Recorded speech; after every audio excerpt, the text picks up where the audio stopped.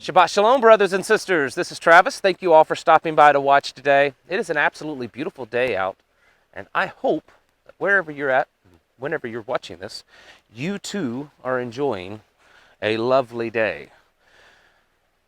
This weekend, at least by most accounts, is what's called the beginning of Passover or Pesach. Now, I know there's some discrepancy and disagreement on when the actual day is. And honestly, we don't really know. That's not the point of the video today, okay? So I don't want to ruffle any feathers. Figured I would do it on this day since this seems to be the date that the majority believe is Pesach or Passover. And I want to read a scripture about it in the whole story, and most of you are familiar with the story of Passover, and I won't go into that detail, but it's in Exodus 12, chapter 12, verses 12 and 13, and you're probably very, very familiar with this. The Father's saying, he's speaking to Moshe, and he says, "For I will pass through the land of Egypt this night, and will smite all the firstborn in the land of Egypt, both man and beast, and against all the gods of Egypt I will execute judgment. I am the Lord. And the blood shall be to you for a token upon the house where ye are. And when I see the blood, I will pass over you, and the plague shall not be upon you to destroy you, when I smite the land of Egypt." Again, you're probably all familiar with this story where they took the blood of a spotless lamb and they painted it on their doorposts. And as long as you had that, when he came through to taking the firstborn, those that had that blood on their doorposts, they were good. They were free and clear, and he passed over them. It didn't matter so much to him what was inside. It only mattered that you obeyed him, and that blood of the lamb, that spotless lamb, was placed on the doorposts.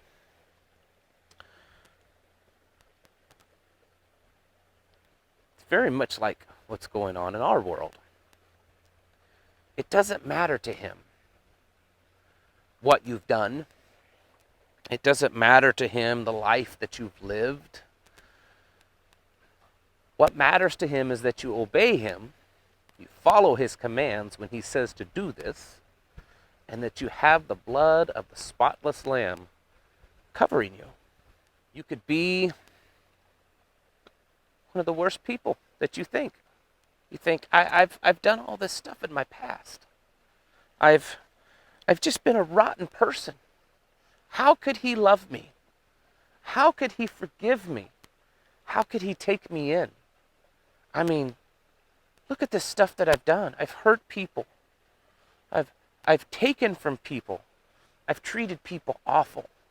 I've done just bad things. I've lived just an awful life. How in the world could he love me? How could he take me in? How could he pass over me? Well, it starts with obedience. Because if you don't obey him to put the blood of the lamb on you, then you never have the blood of the lamb on you. So it starts with obedience. And he says, how do I know that you love me? Well, because you obey me. Because that's what love is. Love for our Father is obedience to him. So your first step is to obey him. And then the next step is to have the blood of that lamb, that spotless lamb, that Lamb of God, cover you. Not literally, spiritually. And when that happens, it doesn't matter so much what you did in your past. It matters what you're doing right now. So, if you've ever felt that you're just not worthy, I'm just not worthy of this. I'm not worthy of his blessings. I'm not worthy of his love. I'm not worthy of even praying, crying out to him. I'm not worthy of him answering those prayers. Well, I want to clue you in on something. No one is. No one. No one. The most righteous person on this planet is not worthy for him. No matter how good they have been their whole life, they're still not worthy of him. Only through his grace and through his love and through our obedience to him does he accept us. He doesn't have to. Humans turned their back on him. And we've lived a life generation after generation after generation of mockery and deviancy and sinful behaviors. And we all do that. No matter how good we try to be, we all fall off the wagon. Some of us more than others, or at least more often. But we all do it. What matters is in the end that we obey him, obey his will, obey his word. And how you do that, it's right here, okay? A lot of people don't know it, but turn to the first part of this book, the whole book, and then there's this early part in the front of it, first 5 books. There's a lot of what we're supposed to do. Does it all apply to you? No, certainly it doesn't. Can you complete all of it and keep all of it? Absolutely not. It's impossible. But we should try. We should do our best.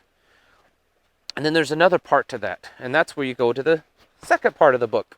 In the second part of the book, it talks about that lamb, that spotless lamb, the blood that was shed that covers you. And that's where that grace falls in, because you're supposed to try to do the first part of the book, but it's the second part of the book that's that grace, because you can't complete the first part of the book. The second part of the book, it covers you. So no matter how bad you think you are, no matter how much you've done that's just awful, maybe it's every day. Maybe you've been praying and you've been trying so hard to clean up your mouth. Maybe you don't like the language that you use. And you've really tried. You really try, and you're praying every day. Father, please, help me to not use foul language. Help me to not say these bad words. And yet, every day, it slips out. It happens. Does that mean that you're unworthy? No, it means you're human. Because in the end, you were not worthy to begin with. And no matter how perfect you try to be, you're never going to be worthy enough. He is what makes us worthy. And so, our job, the goals that we should set forth in our life, in our spiritual walk, is to strive to be better, okay? We're never going to be completely better. Not here on this earth, because we're too imperfect. But we should strive for that. We should see the commands in this Bible, the plan that he has laid out for our life. When he says, this is what I want you to do. This is how I want you to live. These are the things that you should do. These sanctify me. These glorify me. This is what you do in honor of me and respect of me. We should try to do those things to the best of our abilities. And then know that even though we're not perfect, even though we're not worthy, because of his love and his grace, then we become worthy. I think sometimes, maybe not all the time, but there are times in our lives where we slip up. We've tried to be a good person, we've tried to do the right thing, and we make a mistake. And I think we think that, well, because I made a mistake, I'm too ashamed. I'm too ashamed to look at him. I'm too ashamed to be even obedient because I'm not worthy anymore. I might as well just give up. Just give up and, join the dark side, basically. No, that is the temptation. That is that temptation from evil that wants to tell you, well, you're not worthy. You're not worthy, so just go on and keep doing bad things. You can't be perfect. No matter how hard you try, you're still going to sin. You're still going to slip up. So why try, right? I mean, that's simple logic, isn't it? If you can't be perfect, then why try to be perfect? That's not how it works. So in your daily walk, no matter what it is that you're trying to overcome, maybe whatever sin in your life, that you're trying to do better on. Just because you make a mistake doesn't mean it's all over. Just because you make a mistake doesn't mean he doesn't love you. I mean, go back and read of the children of Israel before, the Passover, and then read after the Passover. They were far from perfect. They made lots of mistakes. Moses, he made lots of mistakes. Abraham made lots of mistakes. Noah made lots of mistakes. David made lots of mistakes. Solomon made lots of mistakes. They all did. It wasn't so much the mistakes that they made. It's how they came back and that they cried out for mercy and forgiveness and that they did their best to follow his law, even though along the way they still made mistakes. They tried to overcome their weaknesses. They didn't just give up. This is very important in our walk. And so no matter where you are, what you're doing, if you go through those dark periods where you've messed up and you think you're unworthy, and you think that he's never going to forgive you, he's never going to let you back in, he's never going to pass over you, just know that through your obedience and the blood of the Lamb, the grace that's over you, then that right there, that is what makes you worthy. Not because of who you are. That's not what makes you worthy, because we weren't worthy to begin with. What makes you worthy is your obedience and love for him. And in return, when you obey him, you're obeying him by putting the blood of the Lamb on you. And there's all kinds of certain things that we need to do to obey him. And I can't go into all of them.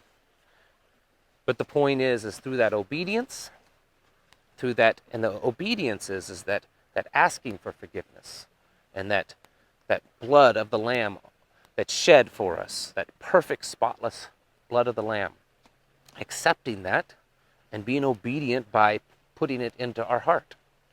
There's a strong analogy between the Passover story and the crucifixion and resurrection. You probably all know that. But do not be disheartened. Do not give up. Don't think that you've screwed up too many times. I've messed up again. Told myself I was not going to mess up again, and yet, looky here, I did it again. I'm no good. I'm a lost cause. I should just give up altogether. Don't listen to those temptations, because that's what Satan wants you to do. He wants you to give up. He wants you to listen to him and just throw your hands up and say, forget it. I can't do this anymore. You can. You can overcome these obstacles. You can be better than what you thought you could be. And it starts by getting into this book, reading it, and following it as much as you possibly can. He doesn't ask for perfection. He just asks for you to give it all you got. All right? Folks, thank you for watching. I'll catch you in the next video.